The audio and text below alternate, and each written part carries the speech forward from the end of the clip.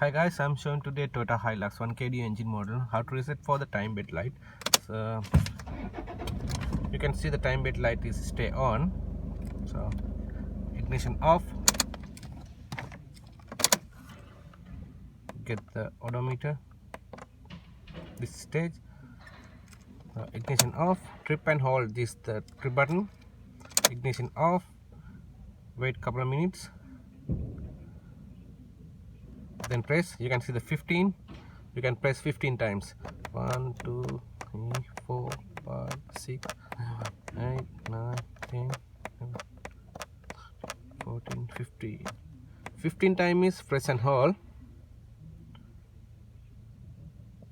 You can see the time belt light is gone. Then after start,